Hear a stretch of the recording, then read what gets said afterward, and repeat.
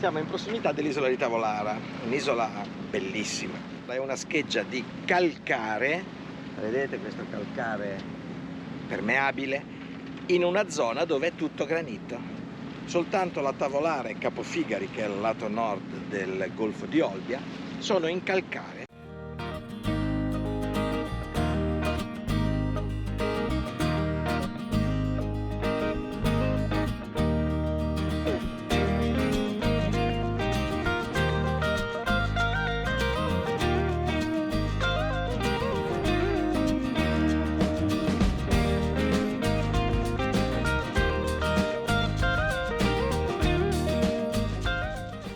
Quindi risalendo verso nord abbiamo ora attraversato il Golfo di Olbia, la parte nord del golfo che è il Golfo Aranci, e continuiamo passando, che si vede qua dietro la vela, Capofigari, che è questa roccia qui davanti di calcare bianchissima, e poi vediamo dove ci fermeremo. Ancora tutto da decidere, tutto in fase di definizione. Cominciamo a salire, dove ci piace ci fermeremo anche questa notte per dormire.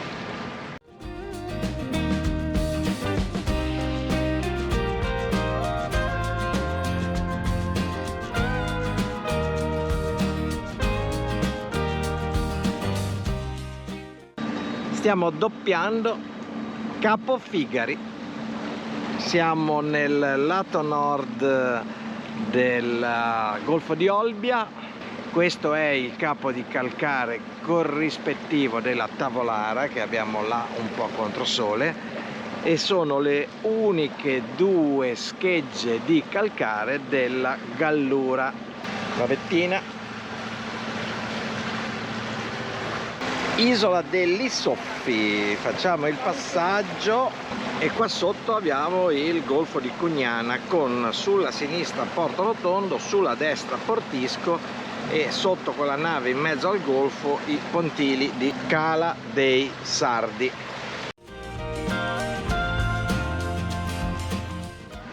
Ecco che abbiamo il Romazzino, uno degli alberghi più di lusso della zona. Questa villa qua, devo raccontare una piccola storia. Io quando lavoravo qua negli anni 90, tutti mi chiedevano qual era la villa di Berlusconi. Io in tutta onestà me ne fregavo una mazza, devo essere sincero, e quindi dicevo non lo so. Poi qualcuno mi diceva non puoi non dire non lo so, puoi non sapere, il comandante deve sempre sapere. Al che ho detto, beh, non so qual è io la villa, ma non la sanno neanche gli altri, quindi me ne sono prese una e mi sono preso quella villa lì come riferimento, perché mi piaceva, con questo giardino, questo prato all'inglese perfetto, poi prossimale al Romazzino, dava sempre un'immagine di opulenza, e quindi quello che chiedevano gli ospiti che avevamo a bordo. Quindi prendevo quella e dicevo why not. Poi ho scoperto qual era davvero la via di Berlusconi, che è completamente da un'altra parte, allora proprio, però non potevo dire non lo so. Ora comunque noi ci sposteremo verso il Golfo del Pevero, quindi successivamente Porto Cervo. Non credo che ci fermeremo qui, se non ci fermiamo al Golfo del Pevero, che comunque è fin troppo frequentato, e poi non vorrei che ci arrivassero addosso delle palline da golf lanciate dai golfisti nel campo. Continuando a veleggiare, ora in questo momento ci troviamo nel passaggio che piace moltissimo a Mauro, che ogni volta che siamo in questa zona di parte, ossia il Passo delle Galere, a sud dell'isola di Linibani, che sono questi dietro di me. Siamo praticamente all'ingresso ovest del Golfo del Pevero. Poco più a nord del Pevero c'è Porto Cervo e il Golfo di Porto Cervo, e ora qui proseguiamo. C'è questo passaggio abbastanza stretto, abbastanza basso soprattutto, il fondale non è altissimo, bisogna fare attenzione a dove si passa. e anche alla vela che in questo passaggio non tiene più. Si è afflosciata tutta, ma Mauro vuole passare di qui, quindi lasciamogli la vela in questa direzione.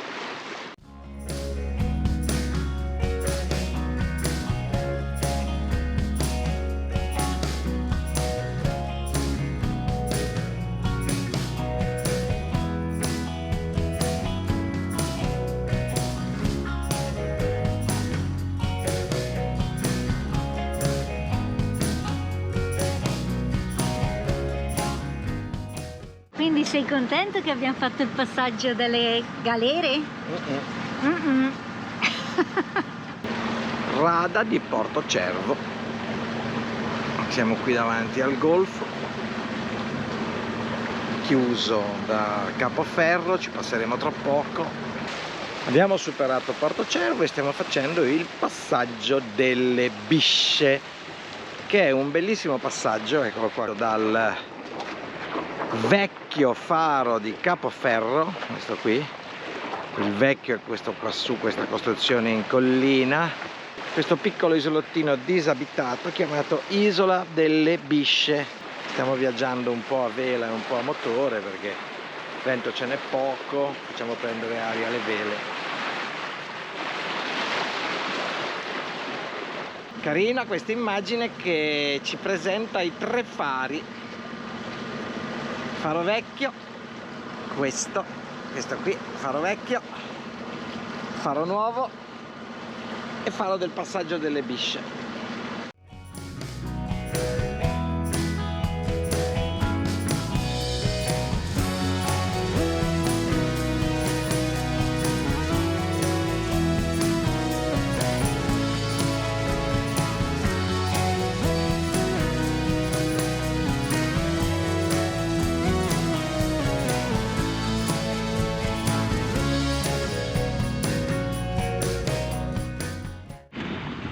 Siamo arrivati a Porto Palma, si vede perché ci sono tutte queste barchine del centro velico di Caprera che ci passano intorno. Comunque siamo nel pieno dell'arcipelago di Maddalena. Betty e Lorenzo stanno chiudendo la randa, che bello avere un equipaggio che sa cosa fare.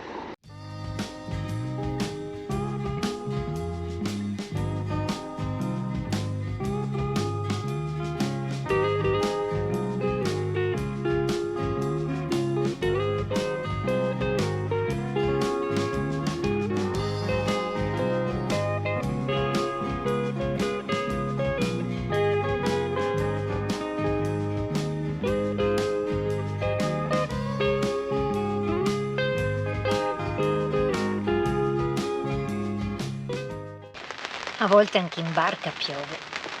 Oggi è un giorno di quelli. Noi ce ne stiamo più tranquilli. Colazione in pozzetto. E tra un po' partiamo. Tanto il sereno torna sempre. Oggi la giornata non è delle migliori. Pioviggina, nuvoloso. Che facciamo? Siamo venuti via da Porto Palma e stiamo attraversando il canale che separa Caprera con l'isola di Santo Stefano. CVC, sede del centro velico di Caprera. Questi qui sono gli alloggi degli allievi, soprattutto gli alloggi delle barche con cui fanno corsi di deriva giornalieri.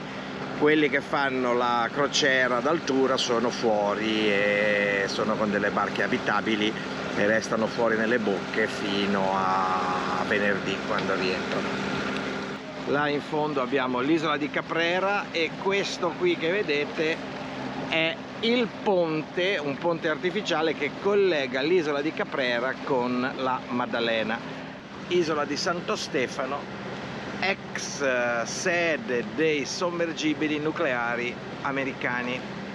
Io sono passato di qua alle 4:30, 5 del pomeriggio dell'11 settembre 2001 e se qualcuno si ricorda cosa è successo l'11 settembre del 2001, sono usciti fuori gli americani con i gommoni mitraspianati.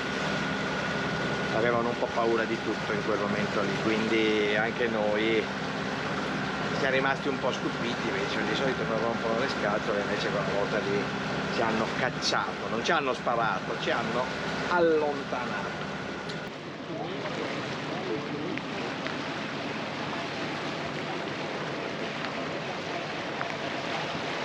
Ed ecco la Maddalena, purtroppo un po' grigio, vedete il mio abbigliamento, giacchino, antivento e costume da bagno, quindi insomma è solo per ripararsi dalla pioggia, ma in realtà la temperatura è piacevole, si sta ancora bene.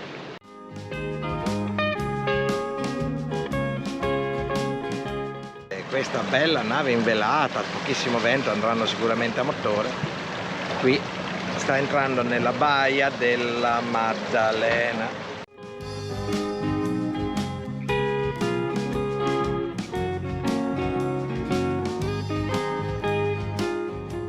Stiamo passando tra l'isola di Santo Stefano e l'isola di Maddalena. Qui c'è un passaggio abbastanza stretto con fondale basso, arriva a 3,5 metri. Noi comunque ci passiamo, visto che peschiamo 2,5 metri, 2,40 metri circa.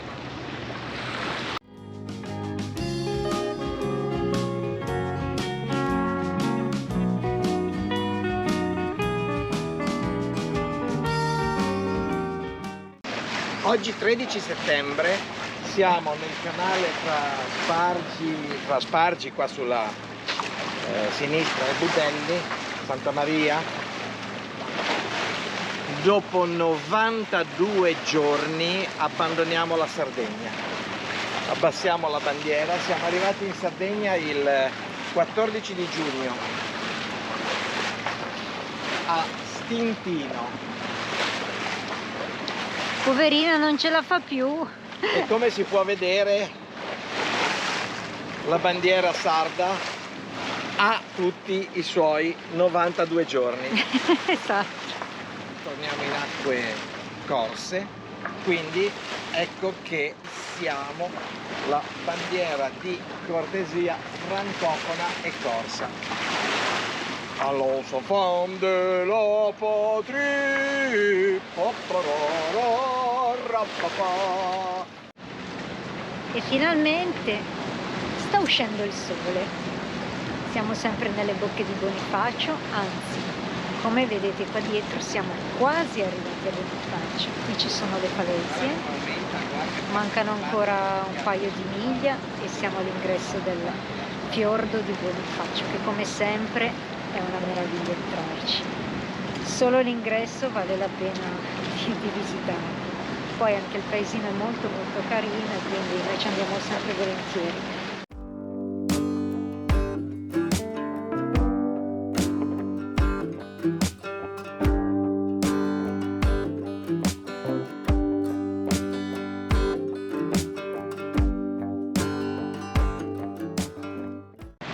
Eccoci qui al magnifico ingresso del porto di Bonifacio.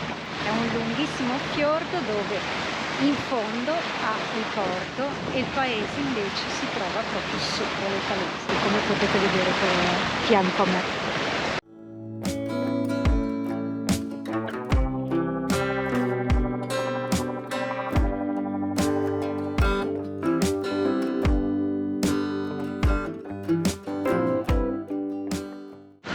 Cambio programma, Bonifacio è troppo incasinato,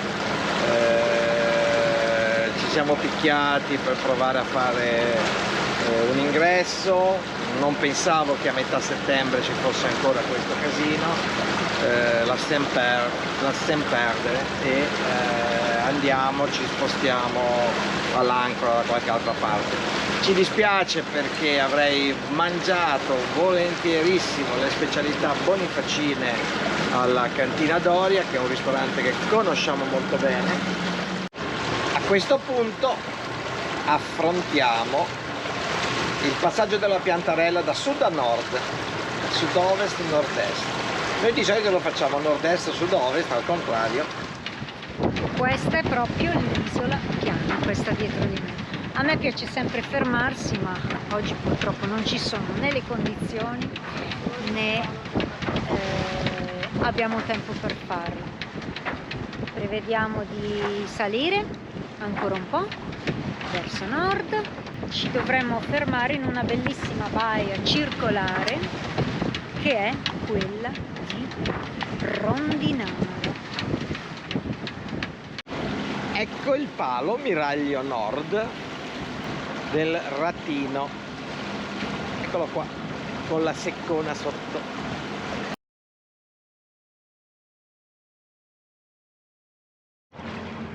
Siamo in arrivo alla baia di Rondinara, cielo ancora grigio e stanotte direi che possiamo dormire qui.